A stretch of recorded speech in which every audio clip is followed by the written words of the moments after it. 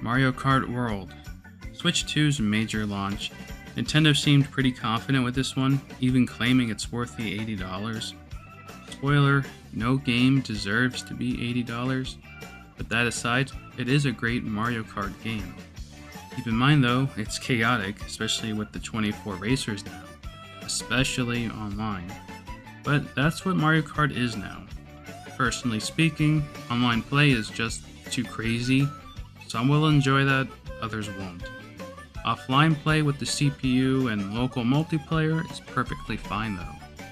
New elements like the transitioning tracks and Grand Prix mode makes this entry feel different and unique. Knockout mode is great. A kart racing battle royale mode is probably the best new addition in a Mario Kart game I've seen. Free roam is a nice bonus, though playing it alone might be uneventful. And then there's the new techniques like wall riding and grinding. It's fun, but can definitely be broken in skilled players' hands. Let's talk about the soundtrack. There are over 100 songs from all different Mario games. Mario Land, Yoshi's Island, Mario Paint. A bunch of great remixes of different genres. It's a major highlight here. The tracks I think are fun, but coming from 8 Deluxe there are not as many to choose from, which can be disappointing. And a unique roster has turned into a weird one, with confusing omissions like Diddy Kong and the Koopalings, but then you have Fishbones and a bee. The dancing also bothers me, I don't know why. But yeah, it's not a perfect Mario Kart game, but it's as close as you can get, and you know it's going to get a bunch of future updates and DLC. Fast Fusion. If Mario Kart is too chaotic for your racing needs, go with Fast Fusion. It has unique tracks that differ in difficulty and obstacles to dodge. The unlockable machines is a nice touch, especially when you can fuse them together to make new machines with their own different stats like acceleration and boosting. You have cup mode with different difficulties, time trials, and a hero mode. You can boost like in the older games, but now you can jump. You also have to switch colors to align with the speed boost throughout the tracks. Think F-Zero and Wipeout in terms of design and feel. It has great rave music as well. A few different graphic options for better optimization on your TV or in handheld mode. 30 FPS or 60 FPS, and the controls, they feel great. You can easily shift left or right with the shoulder buttons.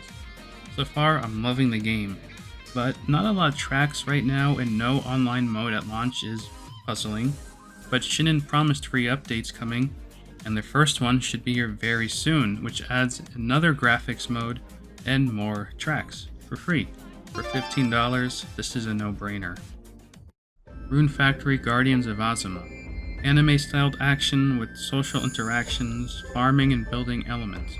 If you like these types of games, you know what to expect. If you're new to the genre, this is a great game to start with.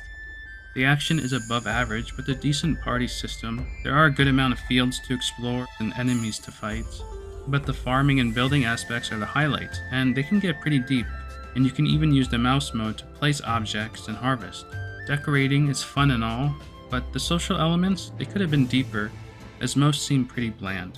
The graphics, they look fine, typical of this type of game, but I do enjoy 60 FPS in handheld. That's new here with the Switch 2. Overall, it is a huge upgrade from Rune Factory 5, though it doesn't offer as deep of an experience as 4 did, although now you can ride a dragon. Don't play this expecting a great JRPG story though, and the English voices are goofy to say the least. Street Fighter 6. It's nice to have a new entry on a Nintendo console again, and it doesn't cut too many corners. Visually it's on par with the Series S version, and it plays just as smooth as any of the other versions. Practice on the go, then play online docked with the Pro Controller. Many different ways to play this game, and that's the beauty of the Switch 2. Versus and online battles stay at a constant 60 frames per second, which is, necessary for a competitive game like this. The single player World Tour mode takes a hit at 30 FPS and visual downgrades. Luckily it's an offline experience and completely optional, but it is a fun single player mode. Use your custom character to train with other Street Fighter characters, randomly punch people and start fights with them. You can spend hours doing this. Or you can jump online, join a lobby, mess around with people, or go into arcade mode and choose a classic character of your choice with some new characters here. Yes, visually the backgrounds and the character details are downgraded, but you have to give it to Capcom for doing the best they can to make this game run on a handheld hybrid. It's Street Fighter, and if you haven't played these games in years, well, it's not a huge departure. Just get used to using the important mechanics of parrying and the drive system. It's an easy to pick up and play type game, but it does take time to master, of course. Raidou Remastered, a 20-year-old game with a decent fresh coat of paint, some nice gameplay changes for modern audiences, and visual upgrades. Otherwise though, yeah, you're playing a PlayStation 2 game, meaning it's going to feel dated for a lot of people, especially those that are only really familiar with Atlus's recent Persona games. It may look and sound like a Persona game, but it's nothing like them. Yes, you can collect demons, but you battle alongside them in a basic action-like arena.